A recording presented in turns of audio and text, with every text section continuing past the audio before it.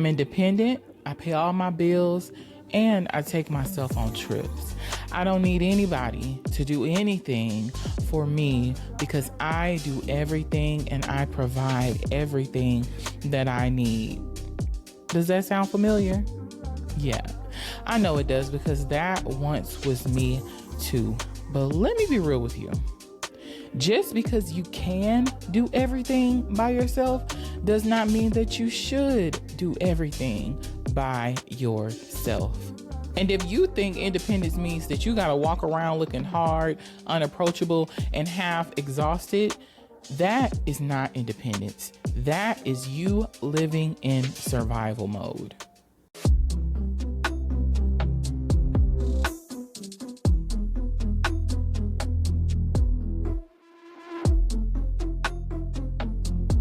What's up, ladies, and welcome back to another episode of Life in the Gray. I'm Jess, and this is a space where we talk about all the messy parts of life that people would much rather not talk about and that just don't fit in black and white boxes. If you are tired of acting like you have it all figured out, then you are in the right place. So before we dive in, a couple of house rules. Make sure you go ahead and subscribe to the channel. And make sure you go ahead and share this episode with a friend. I know this probably isn't your first episode. Now, you don't want to go on this journey alone. So make sure you go ahead and share the channel with a friend. And if you're ready to dive even deeper, make sure you click the link down in the show notes so you can join the wait list for the Clarity Club. Now go ahead and grab your wine, your water, or your coffee because we are about to get into it. First, what does independence really mean? Independence is not about proving that you don't need anyone. It's about knowing that you could do it alone, but you're wise enough not to. Independence is you paying your bills, sure, but it's also you prioritizing your self-care, setting your boundaries, and not waiting for anyone to give you permission to live your life. Truth moment. I used to feel like if I didn't show the world how strong I was, that people would try to take advantage of me. I used to think that if I showed people who I really was, if I let them experience my soft side, they would see me as being weak. So I would be everything for myself, do everything for myself, depend on no one, look to no one, lean on no one. But here's the truth. My independence should have been making me move smarter and not work harder. Your independence should not be draining you. Being independent does not mean putting all of the heavy loads on your shoulders to carry alone. Now, what does softness really mean? Softness gets such a bad rep. Like you're being naive or being weak. But softness is actually strength. Softness is you being able to stay calm when everything around you is chaotic.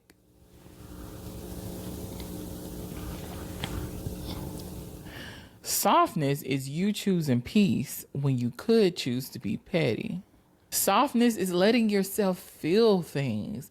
It's pouring into yourself. It's knowing that you don't have to yell to be heard. Softness is knowing that you are a powerful being just by being. Now the balance between the two. You can be both. You can run the meeting at 10 a.m. and you can laugh with your friends over a glass of wine at 7 p.m. You can book your own trips, but you can still let that man carry your bags. It does not have to be either or. It can be both and. So stop acting like independence requires isolation because it doesn't. It comes a moment. And I'm so sad to say this. It comes a moment where we just have to stop being so damn dramatic. So dramatic. Life is not black and white. It's not always going to be yes or no. You don't always have to resort to doing the extremes. Sometimes it just requires you to have a little bit of standards. Just have your standards. But don't go so extreme. Don't go so extreme. Shoot for the stars, but let's not go too far and get lost in the galaxy. My favorite one. Value your character over your success. Don't let your success be louder than your character. Your job, your car, your house, they should all be the icing on the top. Because if all people remember about you is your resume, then sis, you're missing it. You're missing it. Because your presence is what people feel before they even get to ask you what you do. That is where your real power is. Because that is the piece of you that cannot be duplicated. Now, ladies, this next one has to be our little secret. There is power in your femininity and in persuasion. Your feminine energy, our feminine energy, is powerful. The power that you get from that energy helps you know how to get what you need without having to force it. And trust me when I say persuasion will beat pressure every single time. Now, we're not out here trying to manipulate people, but we are very powerful beings. And I think that we lose sight of that by trying to beat a man at a man's game. And this isn't battle of the sexes, but it is very imperative that we understand the power that we possess as women, because you don't know how to rest in your feminine energy. You don't know how to pour into yourself so that you actually attract the things that are meant for you. You don't know how to have patience enough so that instead of you sitting up here telling a person what they should be doing, you just show them what they're missing out on if they don't do it. You don't have to bark orders at people to get respect.